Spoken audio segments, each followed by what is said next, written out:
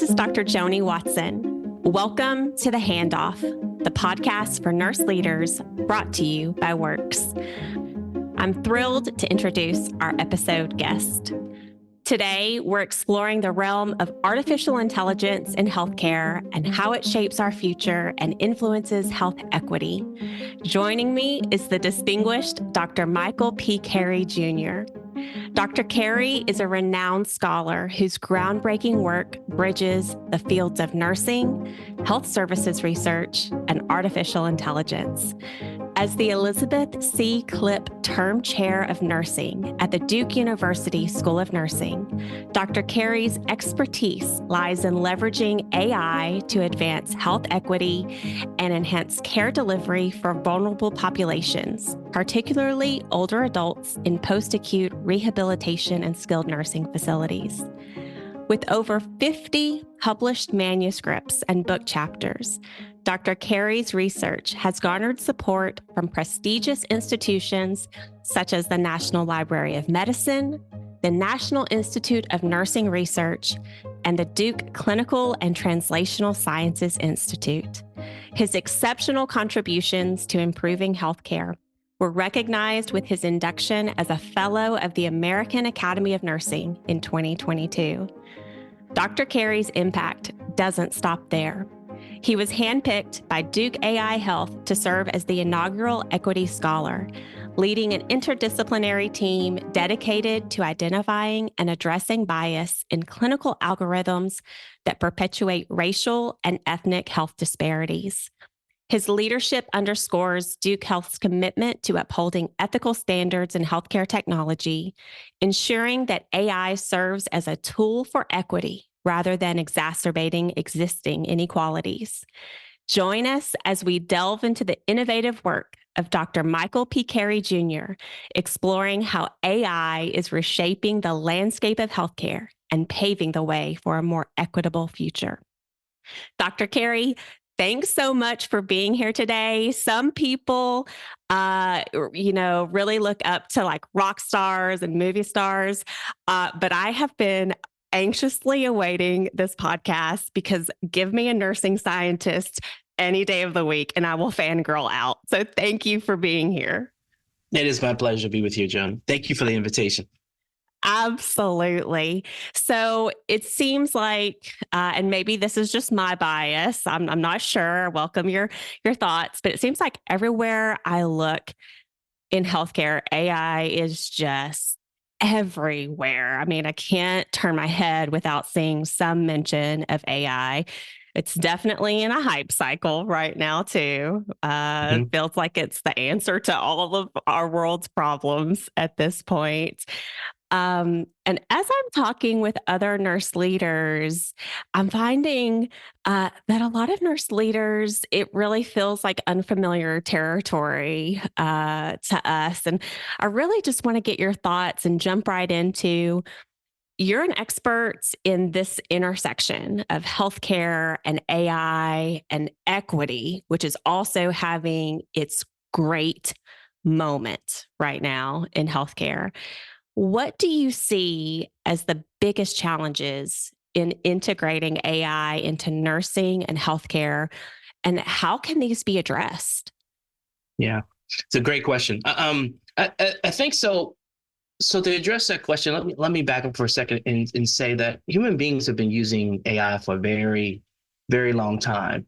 I think often people just don't realize it, that it's literally in the palms of their hands and they're using it every day. If you're using Siri or Alexa, you're using AI to collect information and inform your thinking. If you're going shopping at Kohl's or at Foot Locker, AI systems are being used to kind of market and entice you to buy their products. And even if you're just sitting at home and watching Netflix, there are a number of movies that are recommended to you that are based on patterns and preferences and the types of movies you've watched in the past. So I think in healthcare, especially, while there are a number of AI technologies being used every day, I would say we've been slow adopters relative to other industries. I think integrating AI in nursing and healthcare has several challenges. And as a researcher and a member of the AI governance oversight committee at Duke, I think a lot about ethical considerations. Yeah. There are a number of ethical considerations surrounding AI's use in healthcare that have to be addressed so that patients remain safe, and AI technology doesn't discriminate against certain particular groups, resulting Mm-hmm. in any kind of harm, and that is used responsibly. So, given that these decisions that clinicians are making each day impacts human lives, these are the types of safety and ethical concerns that are really significant challenges in integrating AI into healthcare. And how do we address those? So I think there are a number of ways.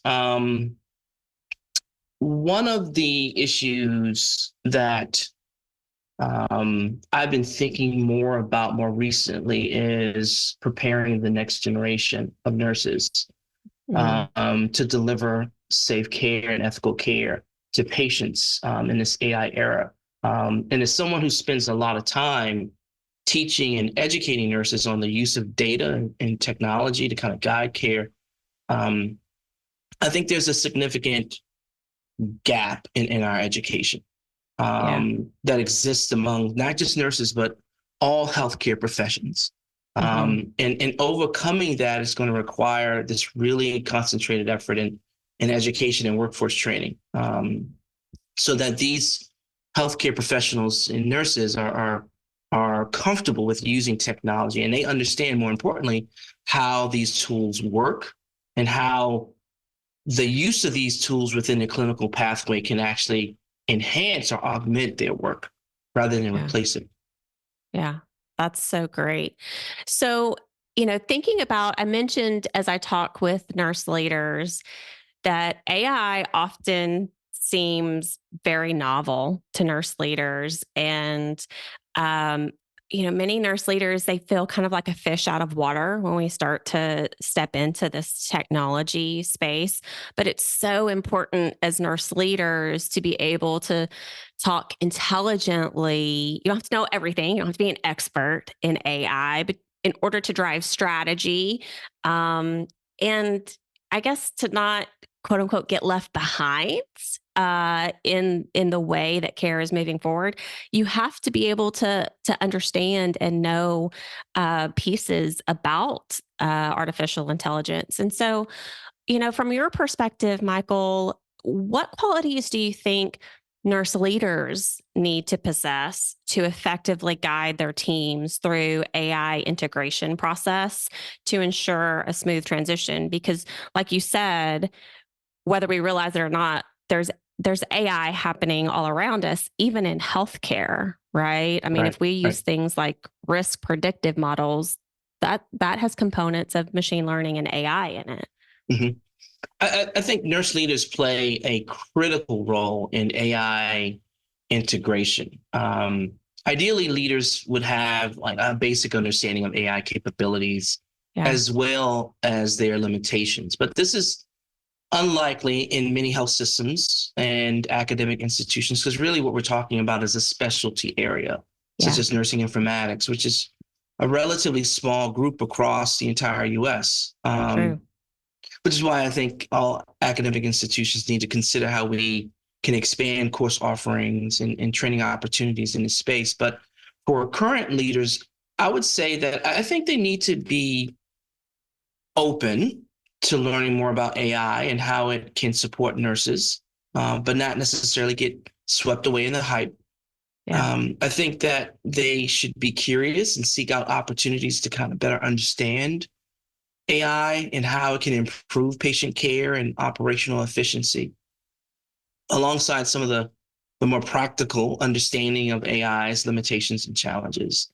Um, I also think that this technology, without a doubt, is disruptive, and nursing leaders need to have strong skills in change management, so that mm, they can kind of guide their teams through this transition and address any kind of um, apprehension or resistance. yeah, And those who have Some emotional intelligence about them is very helpful in kind of empathizing with teams that have concerns, in creating environments that kind of foster support and innovation. So, creating forums where nurses can openly have opportunities to discuss AI's potential impact on patients and their role and responsibilities in enhancing care is not only helpful for nurses, but it's also helpful for leaders in informing them on how to best support them through training and professional development. That's great, Michael. I think you mentioned because this is a specialty, that we need to be mindful of our informational technology, our nursing analytics, and informaticist colleagues who really are experts in this area. And as nurse leaders, if we're not close to those colleagues, it's really important to kind of pull those colleagues close right now. But because you mentioned the limitations of AI, which I feel like is sometimes a decision trap for nurse leaders, because AI looks really shiny right now. Like it can fix everything, but you're so right. There are definite limitations to AI that we have to know as leaders. So I'm curious, Michael. Nursing is such a collegial and interprofessional discipline. I mean, nursing, we're BFFs with everyone in the healthcare system.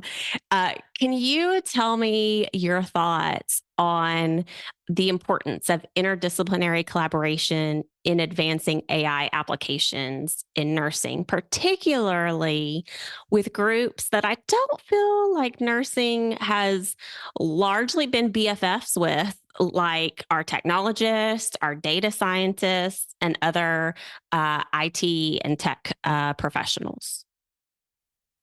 Yes, that's a great question. So the importance of interdisciplinary collaboration in advancing AI in nursing cannot be overstated. Engineers, computer scientists, statisticians, these are people with really deep technical expertise. And they'll tell you that they cannot build AI systems alone Yeah. without the expertise of health professionals such as nurses. This technology is complex, and health AI is an area that is rapidly growing. But where I think nurses are so unique is our proximity to patients.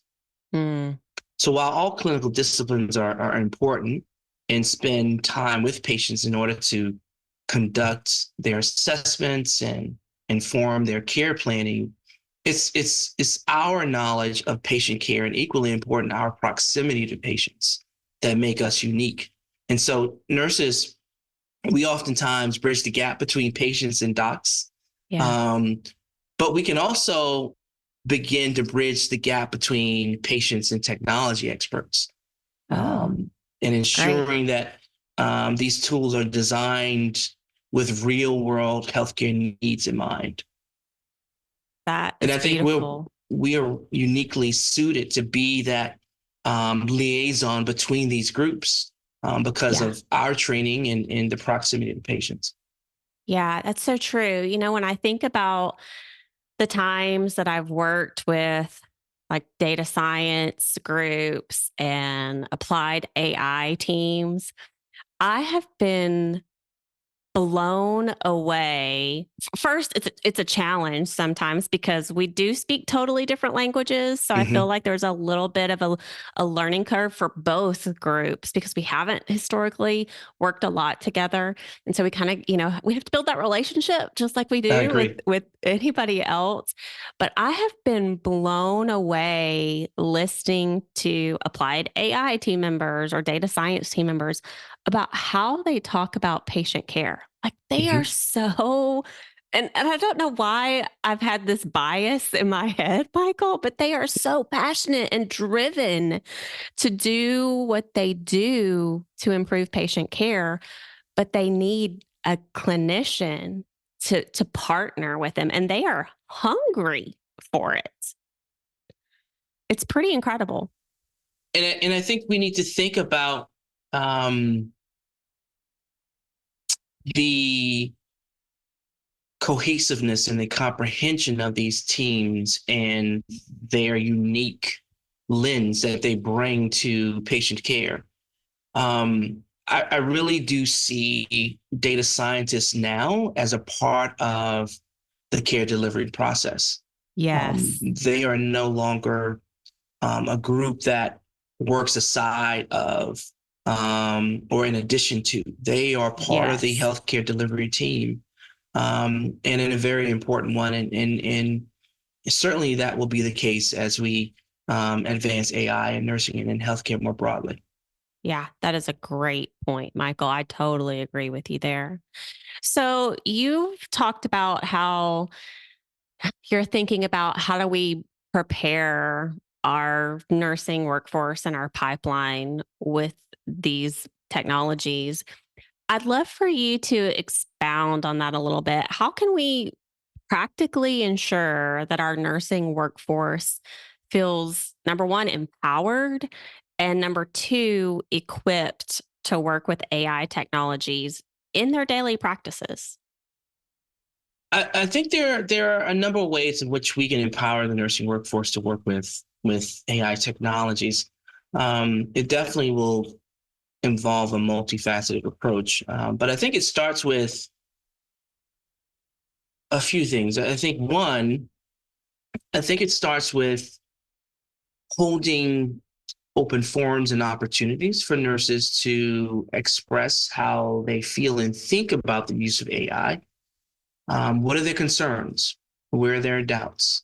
And so that's an opportunity for them to share with nursing leadership where those concerns and doubts are. And also, that's an opportunity for nursing leadership to identify where there's potential for training opportunities. I also think from an academic standpoint, we need to begin integrating these AI concepts into nursing curricula,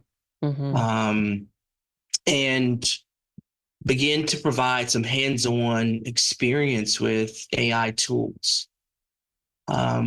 through simulations, through the creation of sandbox. These are like secured virtual environments where nurses can use different types of technologies to experiment with them and learn how to work with these technologies. I also think it's important for us to build educational opportunities to keep pace of these technological advancements. And these educational opportunities cannot solely be a 2-year master's program. We have to be flexible in the delivery of our content. There are lots and lots of practicing nurses out there that really want to learn how to use these AI technologies, but not necessarily interested in engaging in a 2-year program. Right. They don't have the time, and their lives are busy with other personal commitments. So we really need to think about, are there ways of delivering content that's more flexible, such as online, on-demand training modules, and enticing them to participate in these types of modules by giving them some type of digital badge or some kind of continuing education credit. Those are great perspectives. Too, when we take the time as nurse leaders to not only have those open forums or open dialogues to identify how our nurses are feeling about AI and what are their doubts, which certainly gives us insight into how we can train. I think too, Michael, what it does for me as a nurse leader, it also helps me identify the bright spots where I probably have nurse leaders all throughout my hospital or my healthcare Mhm. system who want to learn this, who are eager and hungry. They are the ones that are probably going to speak up. And if I just give them just a little bit of education, man, Mhm. the amount of use cases that those leaders distributed throughout my organization could bring back. It's pretty phenomenal what happens when we give nurses just a little bit more education. I mean, I know I'm totally biased, but we are brilliant professionals. Absolutely. Yeah, Without a doubt. totally. I love the thought too of building sandbox environments, Mhm. protected environments where, because I mean, make no mistake, nurses care deeply for protecting patients. And this kind of dovetails into your intersection of health equity. None of us go to work wanting to hurt a patient overtly or covertly, Mhm. right? Mhm. Explicitly or implicitly.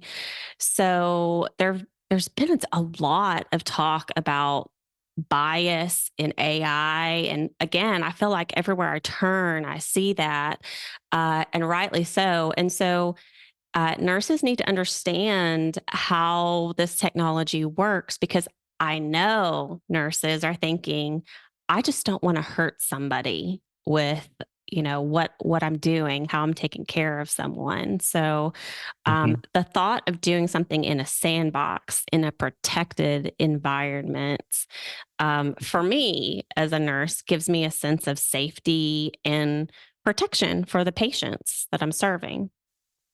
Absolutely. Yeah. So, you've talked about nursing education and making sure that it's flexible. I love the idea of it being online and on demand. Mhm. The flexibility. You're right. I mean, I ended up taking a postgraduate certificate program on AI and healthcare just because I felt like I was being left behind. I have to upskill and refresh my own skills, but I didn't want to do like a 2-year degree. I don't want to be, Right. a nursing informaticist. That's not my passion or my calling because I have colleagues who are experts. They did get master's degrees and doctoral degrees in that field. So as you think about, and you have already touched on this a little bit, but if you could expand a little bit more, what changes do you envision for nursing education to prepare future nurses for AI enhanced healthcare environment? And that could either be formal or informal. It could even, back up all the way up to health prep academies, Mhm. because the way that my children use technology is really totally different than the way I use technology. So, what are your thoughts on not just education now, but education in the future as well for this technology? Because it does seem to be advancing at like a mind boggling pace for me, at least. I think that as nurse educators, we have no choice but to evolve along with the technology. That's how we close the educational gap that I was speaking before. Yeah. Um, as I mentioned, I believe that health systems around the country are developing these very important partnerships with big technology companies. Yeah. And the idea is to improve patient care through the use of AI and other types of advanced technologies. And so that is going to bring about the need for nurses to kind of upskill and be prepared to use these technologies. Yeah. So I think that nursing education is going to evolve to meet that need and to close that educational gap.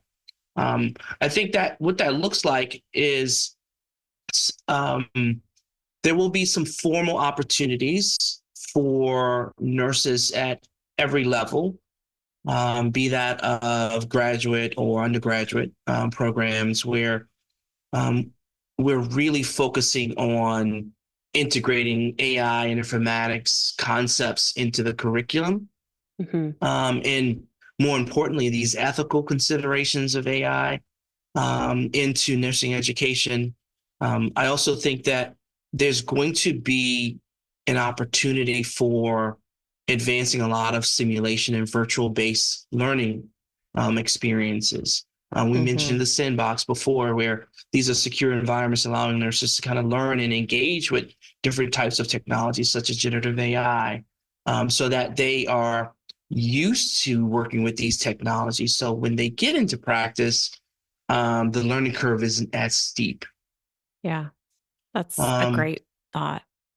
I also think what needs to be done in the meantime is the field is really starting to leap forward. And I think that nursing schools and programs need to begin to develop and offer opportunities to kind of help nurses in practice, as well as nurses who are in who are seeking formal education, to provide a different examples of education. For example, we recently offered a workshop, 4 hours at Duke back in January. And the idea was to really kind of just bring about awareness of AI and its use, its potential harms that bias in AI can bring about to patient care.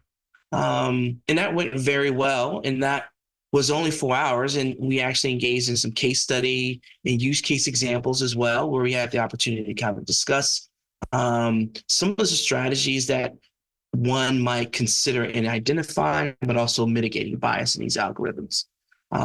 We also, just last week, we held a research conference at Duke.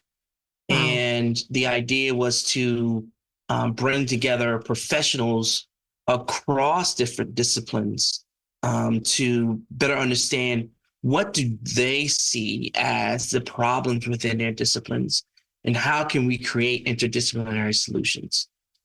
So we're really in the process of kind of writing up those findings. We hope that it's going to be a research setting agenda that we can publish, but also, more importantly, figure out how to create collaborations across Duke and beyond, and kind of tackling some of these research gaps that exist.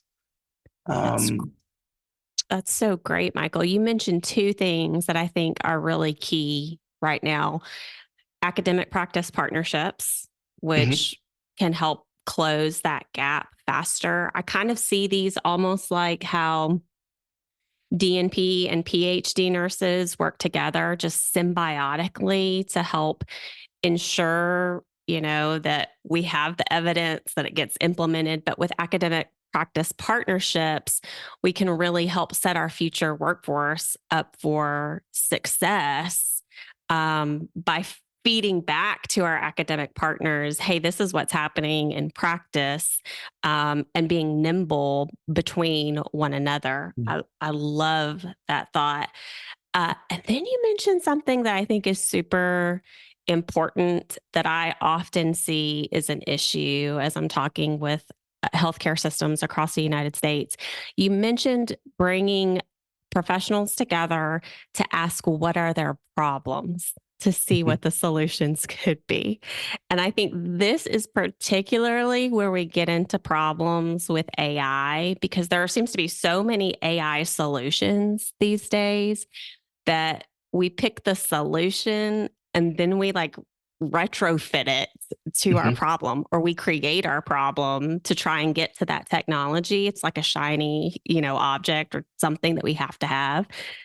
But when we start with the problem first, we end up getting better solutions. And so that's really cool that you just asked for the problems first.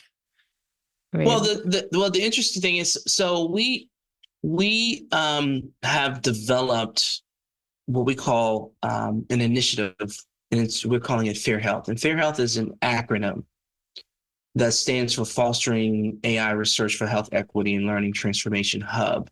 Wow. And that hub is designed to bring together multiple disciplines to collaborate and problem solve and to educate one another.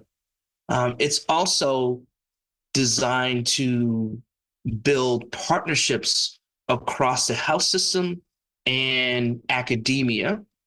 But we take that a step further. It's designed to build partnerships between academia and industry. We have several Nice. colleagues that are engaged in industry that are really doing some amazing work, but they don't always have access to the latest evidence. Right. And oftentimes that evidence may be inaccessible if you don't have a PubMed Right. access, right? So in healthcare professionals and scientists are generally publishing in on PubMed, and so we're trying to create a bridge where there is bidirectional communication in these partnerships, and where the work that we do is directly feeding into these industry partners so that because they have the resources and the Yes. means to integrate these strategies and solutions relatively quickly, as opposed to academia, who are oftentimes relegated to developing grants Yes. that may or may not get funded, Right. which slows the science down. And so we're really trying to figure out ways of accelerating our findings through these meaningful partnerships. Wow, Michael, that sounds really cool. And in a truly complex system like healthcare, you mentioned the right word, bridge.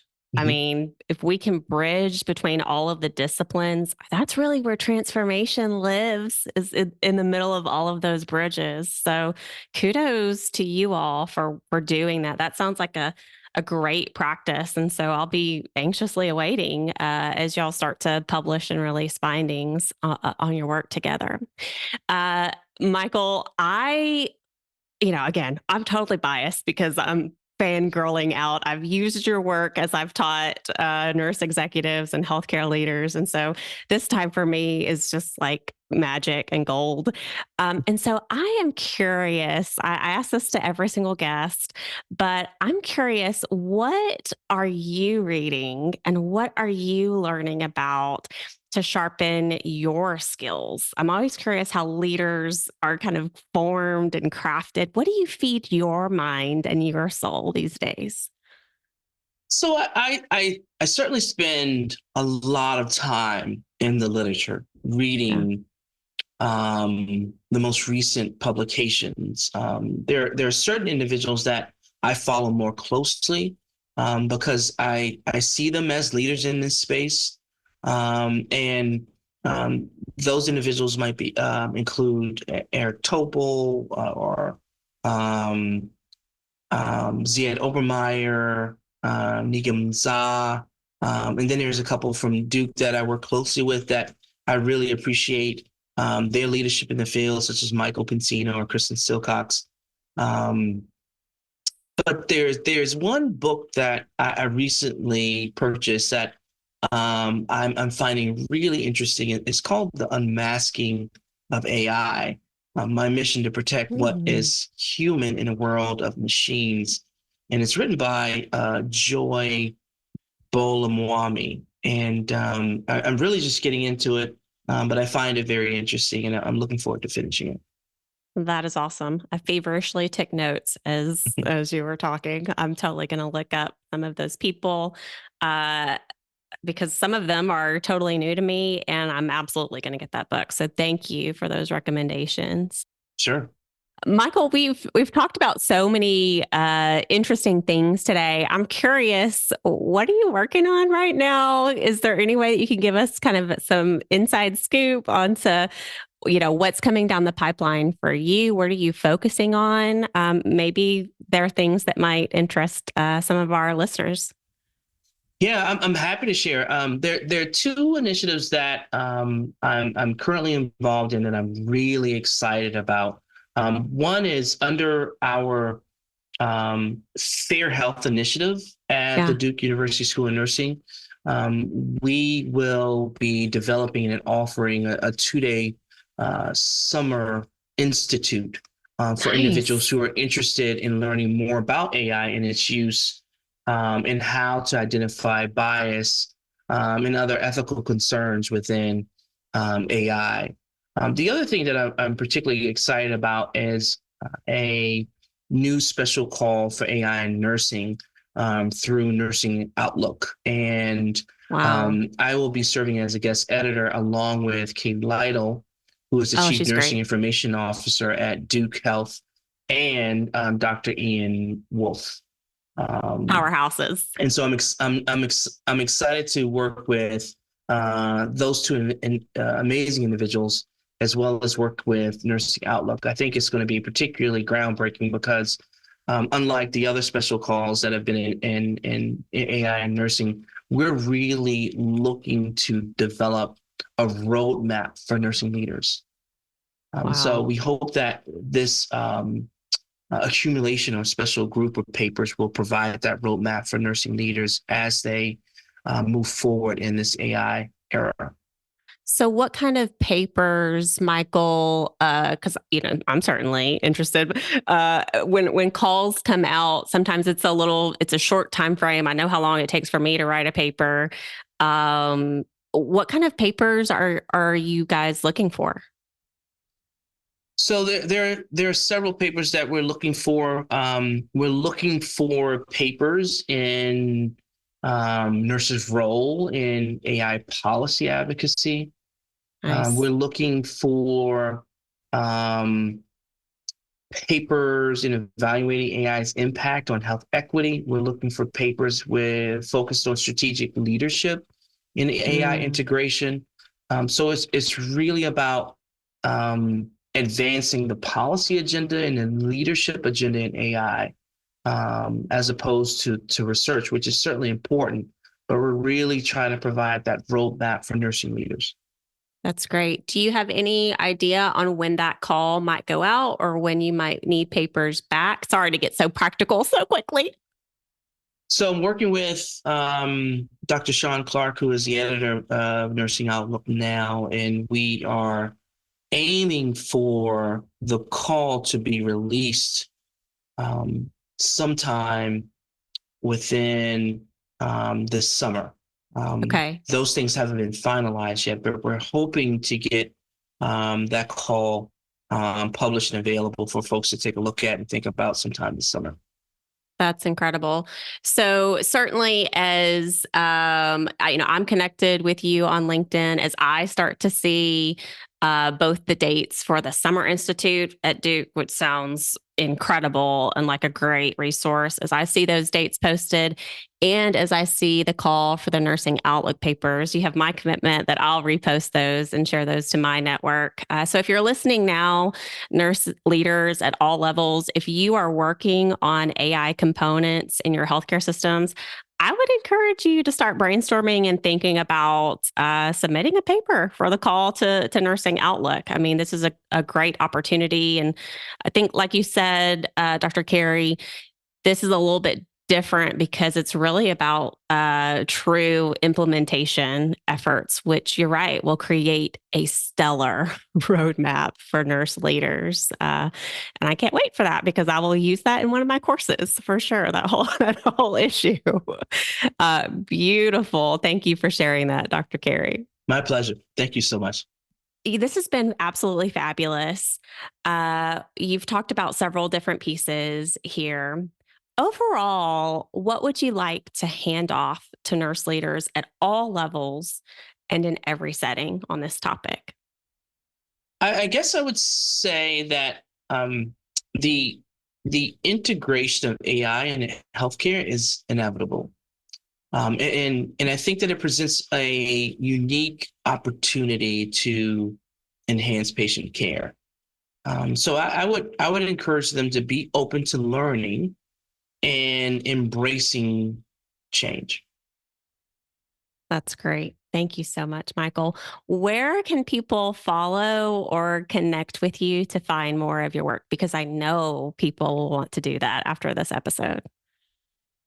Oh, sure. I'm active on LinkedIn, and I often share insights and articles there about AI and healthcare. So feel free to connect with me.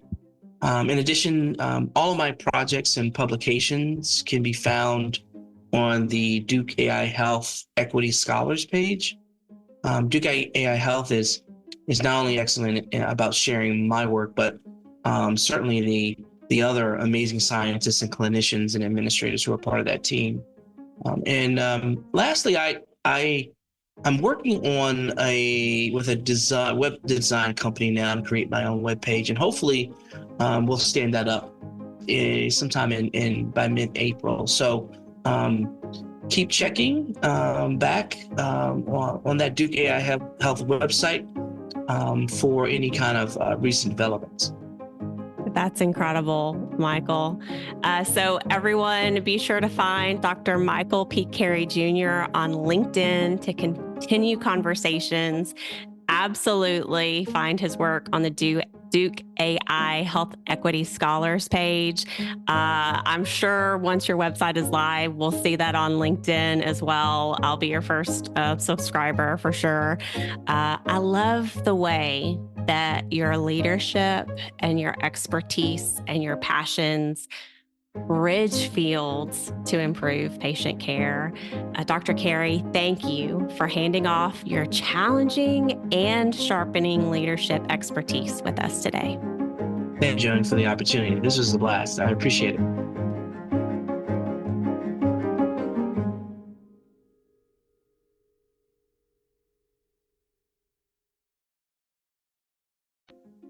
So feel free to connect with me. In addition, all of my projects and publications can be found on the Duke AI Health Equity Scholars page. Duke AI Health is not only excellent about sharing my work, but certainly the other amazing scientists and clinicians and administrators who are part of that team.